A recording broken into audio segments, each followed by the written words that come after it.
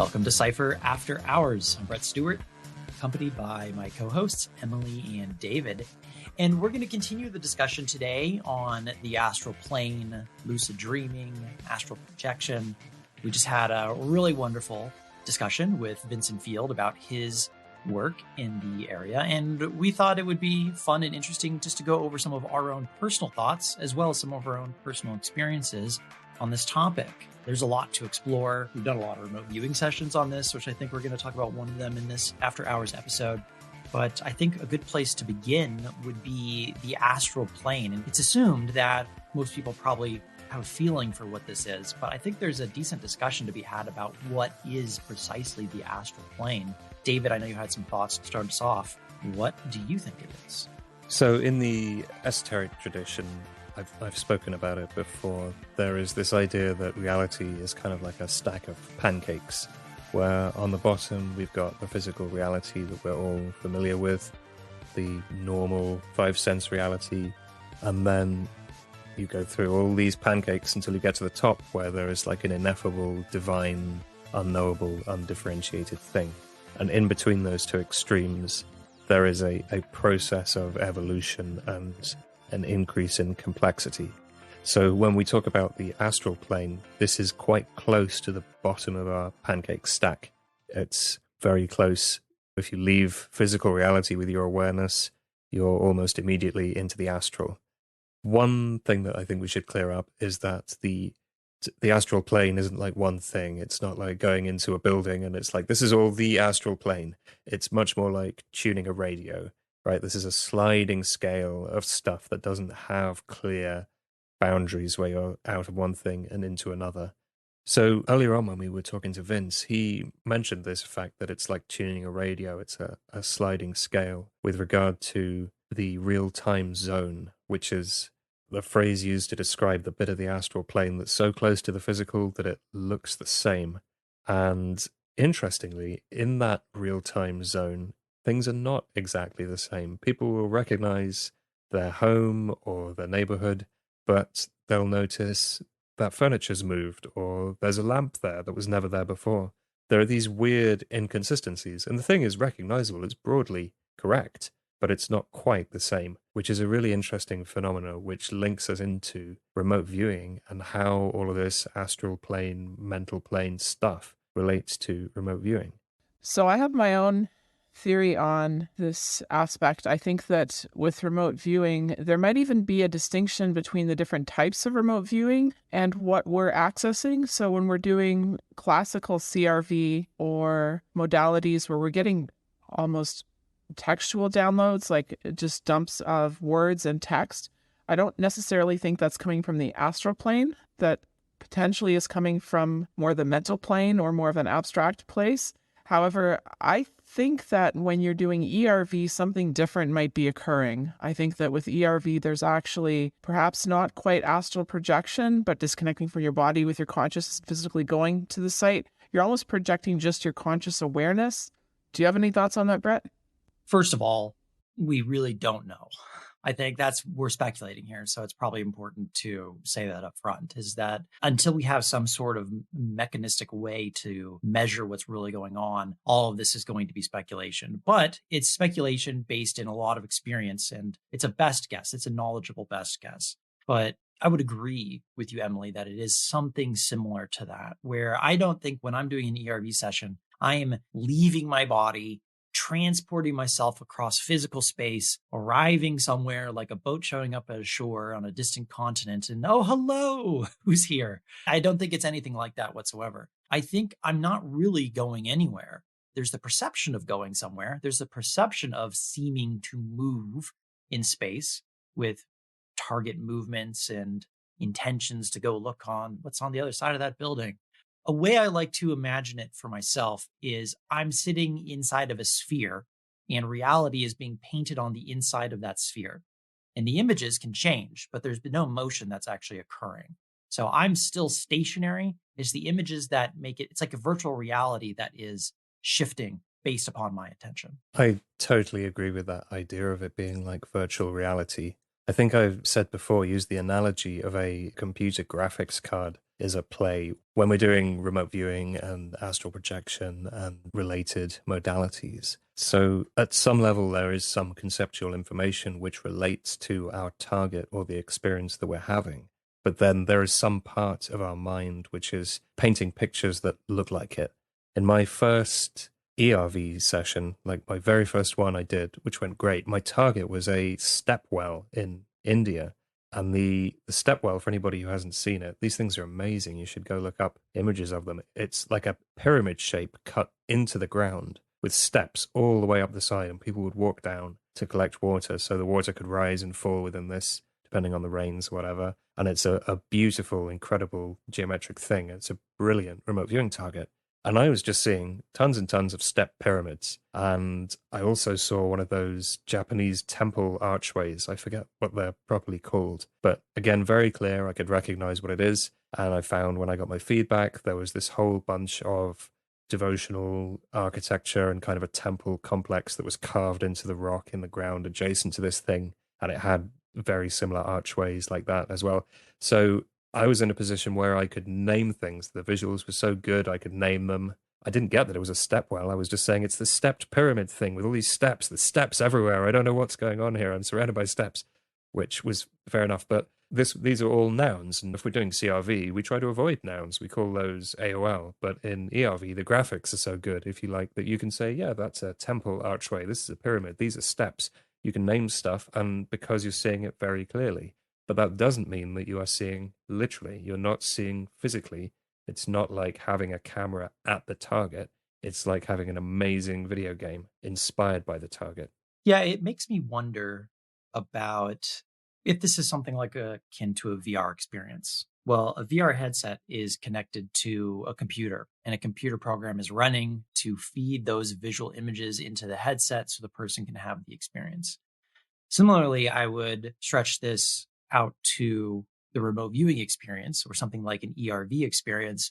What is the program that's running in the background that's feeding in these visuals to the prompt?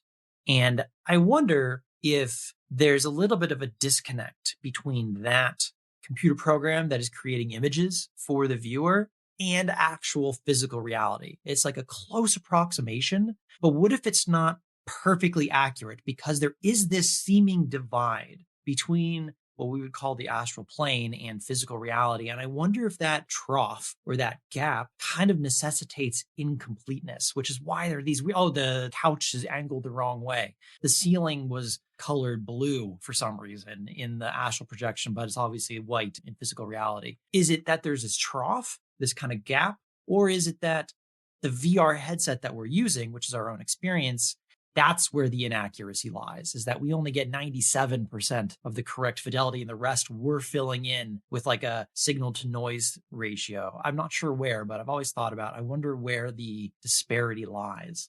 Well, we need to think about how the information is getting to us. Like if you watch video online, it's compressed and then information is lost in the compression process and then it gets reconstructed somehow before it's finally.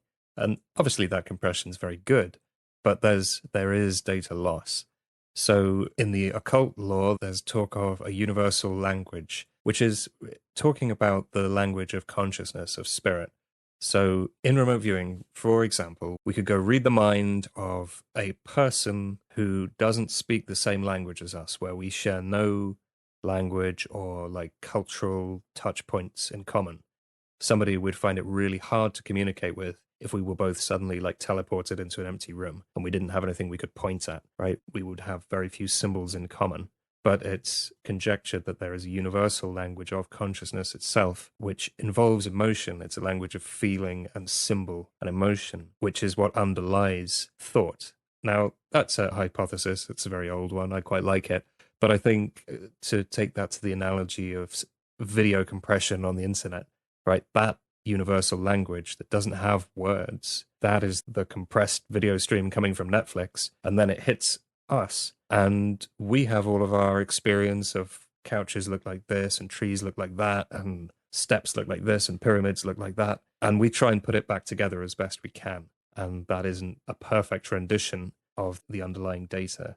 And the underlying data maybe even doesn't capture that, right? Because if we go look at a step pyramid with remote viewing, we're not looking necessarily at that physical structure. We're looking at the information which exists about it within consciousness. And if that information exists in this language that's imprecise and it lacks words and largely lacks dimensions, it's not like an engineering drawing, it's not like a book, it's something else. And maybe that's what we're accessing. And that would be the mental or the astral plane, would be where you would find information of that character. So, David, correct me if I'm wrong here. I think that if your theory explains why the perception of the astral plane is slightly different from our physical environment, it would vary from one individual to another, right? Because we're all taking this data download and we're projecting it into our own way of perceiving reality. I'm curious if either one of you are aware of situations where the astral plane differs from the physical plane, but in the same way, and multiple people have experienced it being different, which would lead it to mean that there's at least something else going on beyond just this perceptual explanation that you just covered. So I have a story that kind of illustrates this. It's a sense into non-physical reality about a time I went to a conference in Silicon Valley about technology and its integration into consciousness. And I went with a friend of mine, and there were people there that were doing all sorts of interesting things about, oh, use this device, it'll help you lucid dream. Oh, here's a device that'll help you do meditation.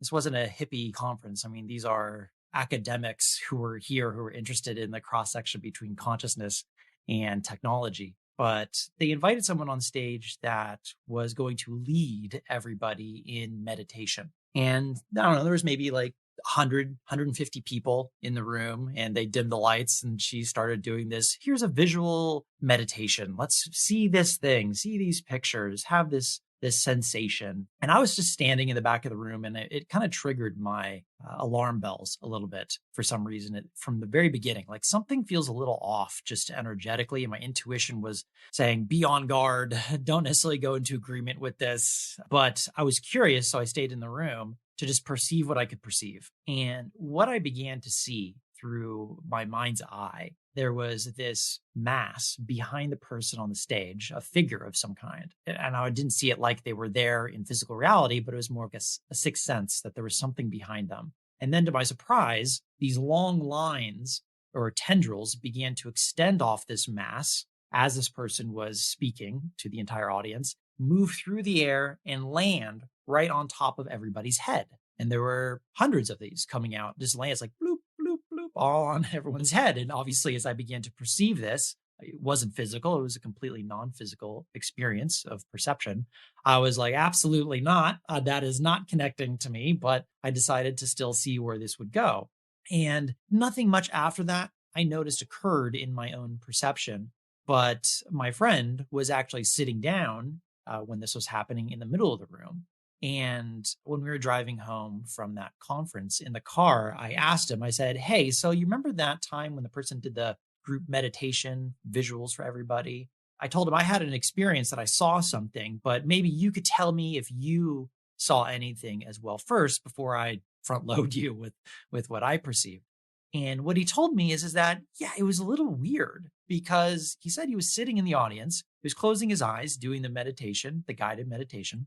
And suddenly he felt something land on top of his head. And he was like, whoa. And that apparently startled him kind of more awake. And he looked around, and in his psychic perception, is what I guess I would call it, he was also a remote viewer. He also saw tendrils coming from behind the person on the stage, reaching out to everyone in the audience, which is the exact same thing that I saw. So I don't think that this was obviously something that was physical. This was something that was existing in the non-physical world, but we both saw the identical things that were occurring there.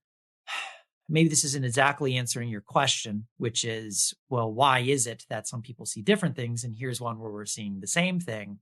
His experience was obviously a little bit different than mine, but it was an interesting experience with someone else in the real world that matched one-to-one from different perspectives. So I think you nailed it there when you said his experience was different, because it is identical on the conceptual level, right? It's identical. There were these tendrils coming down. They were touching top of people's heads. But maybe he saw them with like octopus suckers on and you saw them with sparkly bits or something. You know, the actual perception of them wasn't necessarily identical, unless, I don't know, did you draw pictures and compare tentacles?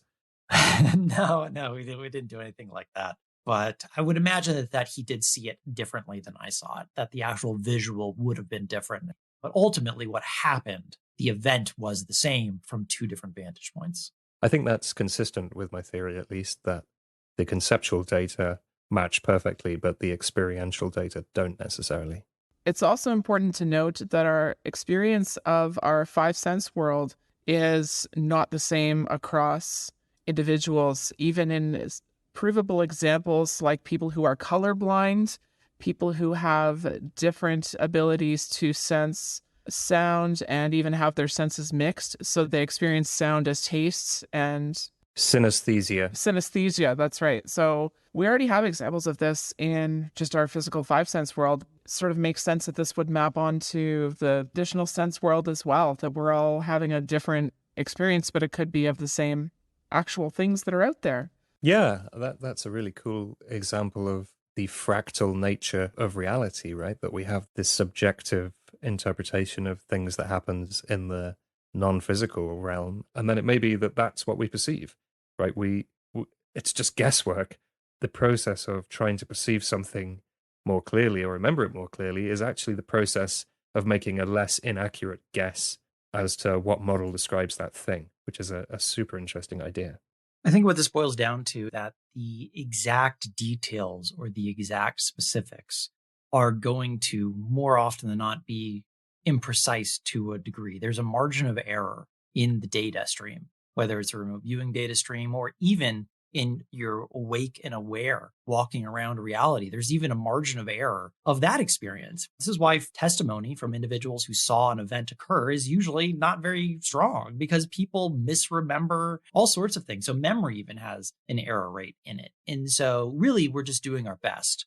And that's all you can really ask yourself. You're not a machine, and we're not machines that are operating when we're trying to engage with the astral plane. Something that is useful. And one of the things that began opening myself up more to this part of reality, which is there, it's all around us all the time. And I think that's something that is easy to put at arm's reach and say, oh, that astral stuff, oh, that's over there. That's not here. But I think the reality of the situation is no, it's everywhere here right now. You just don't see it. There's a whole world of beings and spirits and energy, whatever words you want to use to call what this is, that is right here, right now. It's all pancaked right on top of each other. And so it seems like it's over a distant mountain and it doesn't really have an effect on you, but actually it's all here right now all the time. And I found that if you start to put your attention on it regularly, that you will start to become more aware of it. And one of the simple techniques is every time you walk through a doorway, you say, okay, what feels different in my space? And it's a very simple thing. You're like, oh, I feel a little bit lighter.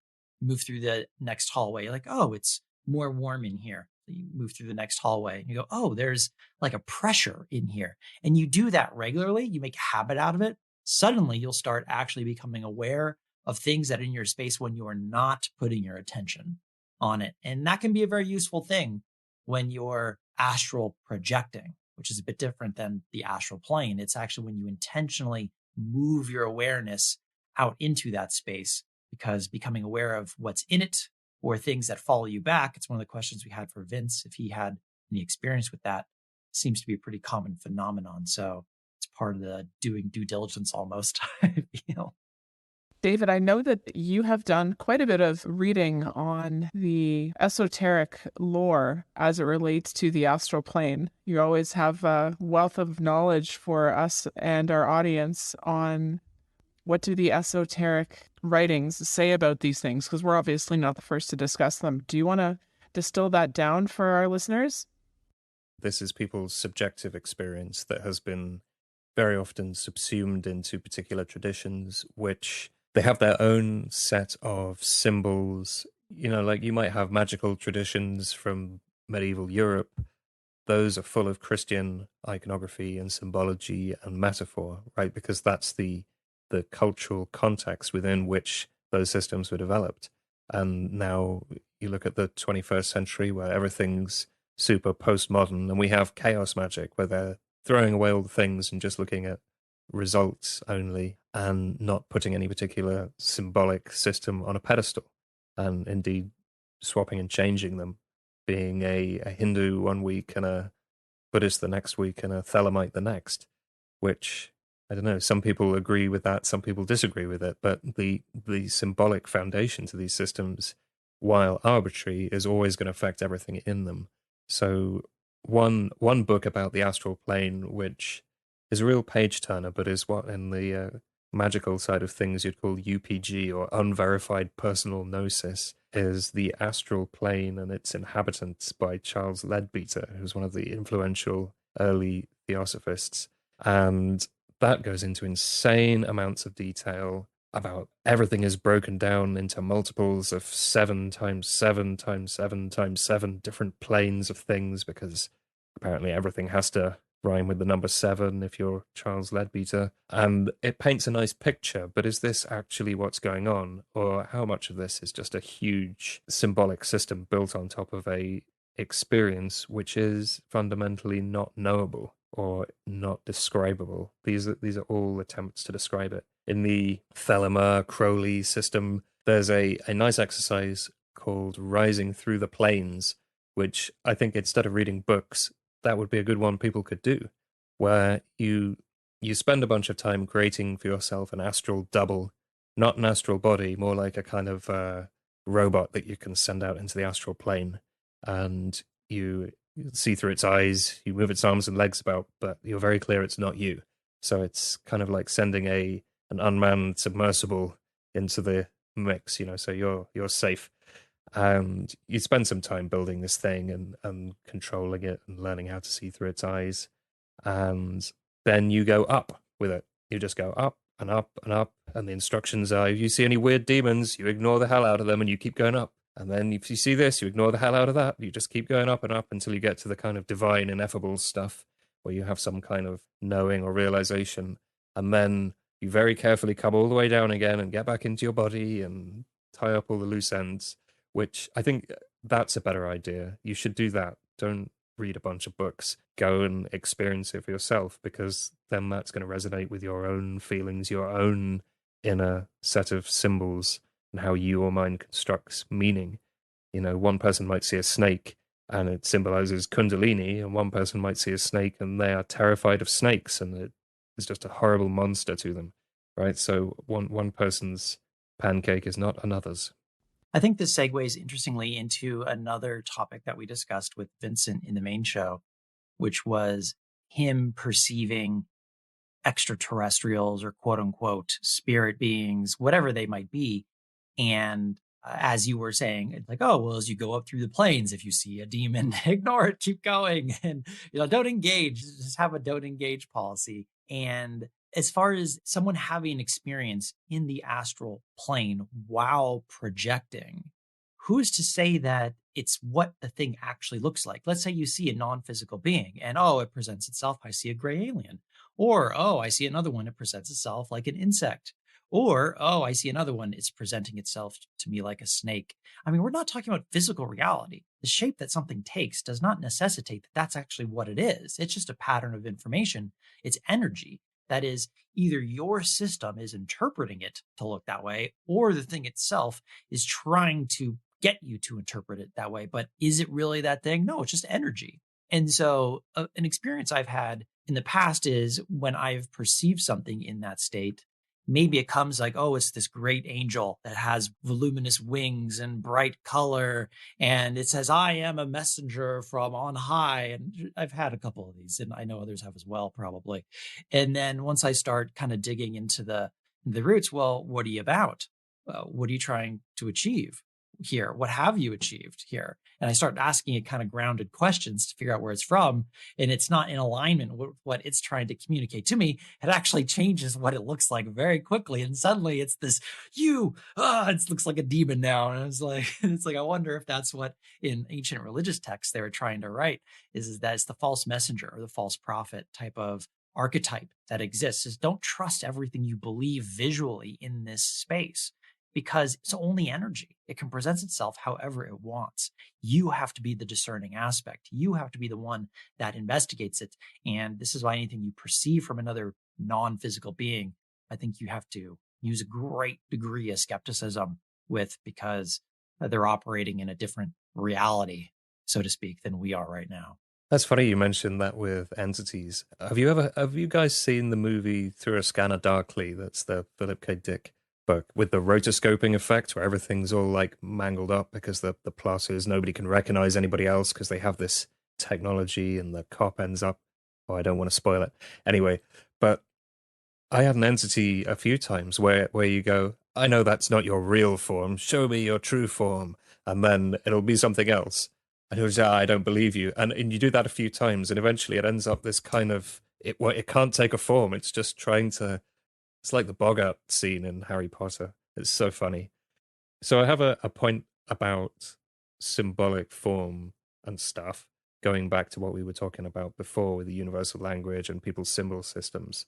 There's a really good example, which I think is really important in interpreting the UFO phenomenon.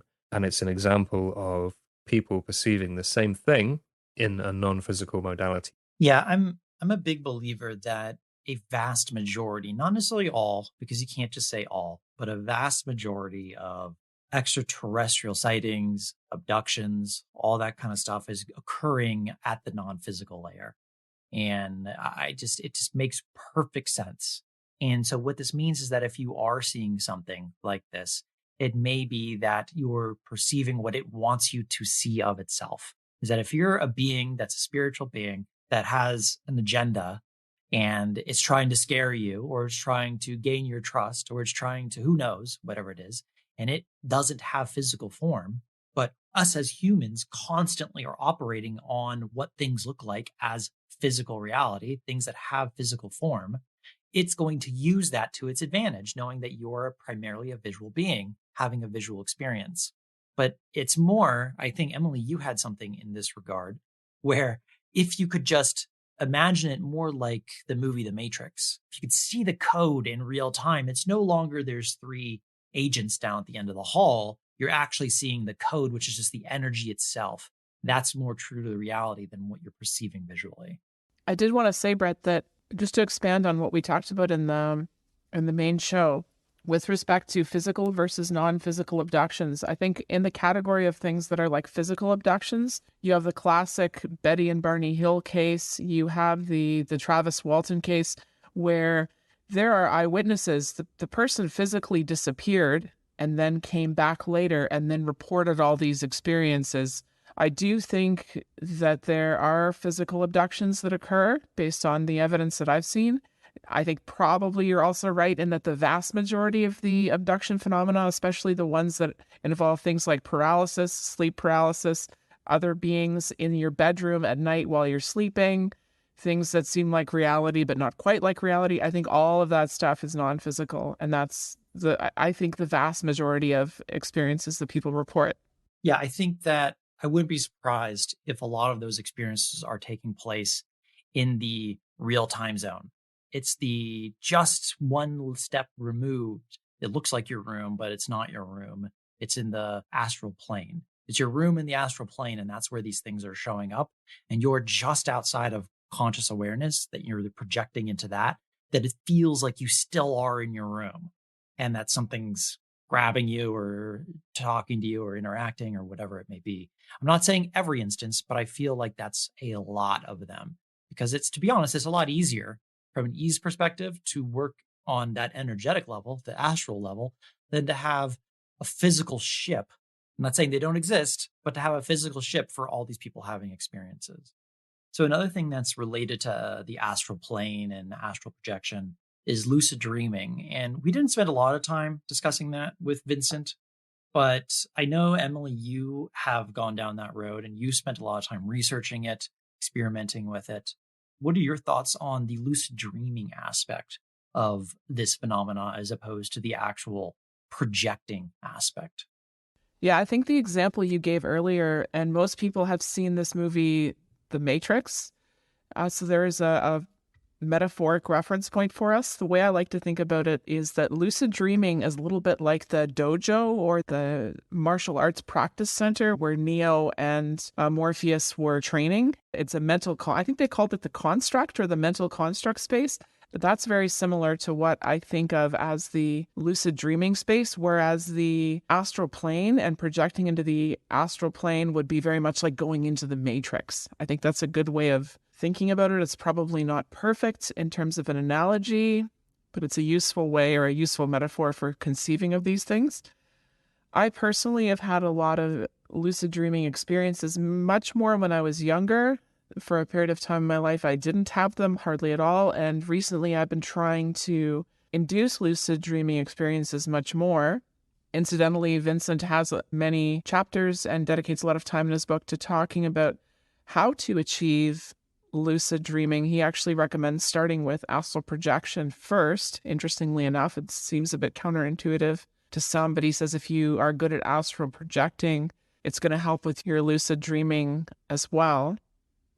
So I do recommend, I would refer you to Vincent's book for actual techniques on lucid dreaming. The one that I've personally found works for myself is the wake back to sleep method. So where you have your first half of your night, you almost do a polyphasic sleep. Then you wake up and do something very peaceful and quiet, perhaps meditate or sit around for an hour or two, and then go back to sleep and try and sleep in. It's best to do this on a weekend, maybe where you don't have to get up for work or other commitments, and try to have that freedom to sleep in, because it's really in that point of time where you go past your normal sleep. Say you wake up at 7 in the morning, you want to be able to sleep for an extra hour or two. And that's where you can get into these states where the dreams are very vivid.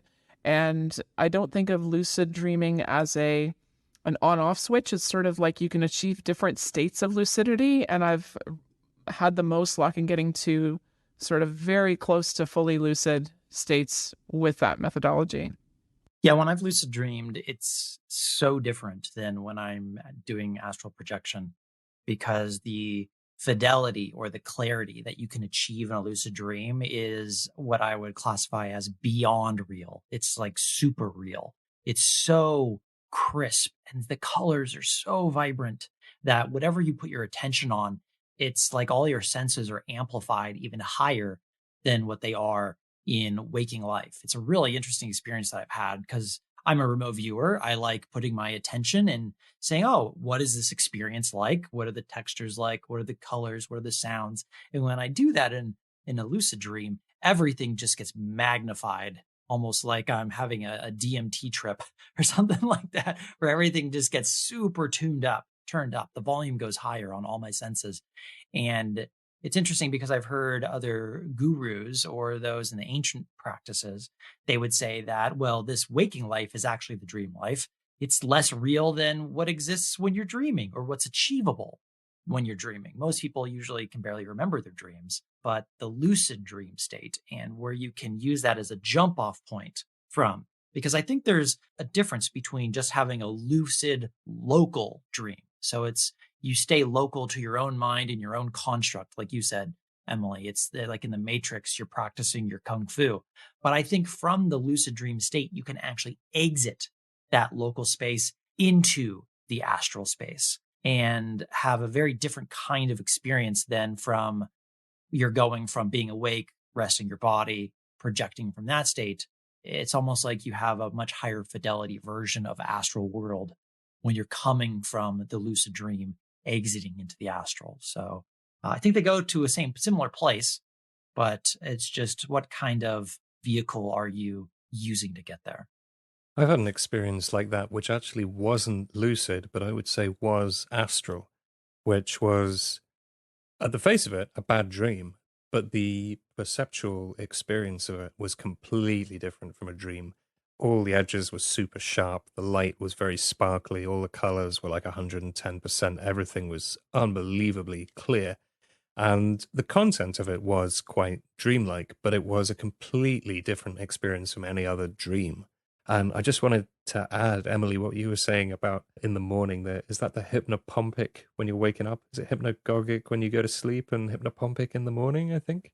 Yeah, okay. So the hypnopompic time in the morning. There's a brilliant book by Jennifer Dumpert called Liminal Dreaming, Exploring Consciousness at the Edges of Sleep, which is really fun. And I've been playing with doing this and having a big lie-in in the morning and kind of dipping around in different layers of awareness and consciousness in the mornings. Something fun always happens. Most mornings I can see through my eyelids at some point, or just get really psychedelic visuals, or have really vivid dreams. There's so much to be explored if only you can get a lie in. So I just want to share a story that I've had with a personal experience on actually shared dreaming. It's many, many years ago now, and I may have shared this briefly in one of our previous episodes, but I think I can expand a little bit more on it in detail here. So what had occurred is I was in almost what I'd call a lucid dream state, and I had a friend of mine in the dream, and her and I were having a conversation. And I don't remember the contents of the conversation. I don't think the details are that important, but we had a conversation. And I remember waking up after that and then seeing this friend physically later that day. And we kind of gave each other this look like, wait, was that real? Like, it's almost like we, without saying anything, we knew that we had actually encountered each other in the dream space. It was super strange, super awkward. Even the physical interaction that day seemed a bit dreamlike. And we continued that conversation from where we'd left off in the dream in real time. At the time, it creeped both of us out so much that we just didn't know how to process it or handle it. And we just said, well, that was super weird. It's never happened to me again. But it definitely did happen, and it was so weird that we just pretended like it didn't and moved on with life. I think we have an entire show talking about dreams. I've had so many strange experiences where it happened on the cusp of wakefulness. Even false awakenings is a very interesting phenomenon. Time dilation in dreams is a very interesting phenomenon. It's why I preach to everybody I work with, you need to have some sort of self-protection practice in place, even when you go to sleep. And I always do this before I go to sleep because I've had enough externally, at least what I perceived, induced nightmares. Time dilation is one of them, which is very frustrating when you wake up and it feels like you've been in a dream for more than a month. It's very kind of debilitating the next day. But yeah, I think we could do a whole show on that. And so with that, I hope everybody enjoyed our After Hours episode on kind of the extended roundtable discussion on astral projection, lucid dreaming, and what our guests in the first hour talked about. So again, thank you to Vincent for joining us. And from there, I think we're going to wrap this show up. Thank you, everybody. Be sure to share the free episode with your friends if you know someone who would enjoy this topic. And we will see you on the next Cypher podcast. Take care, everybody.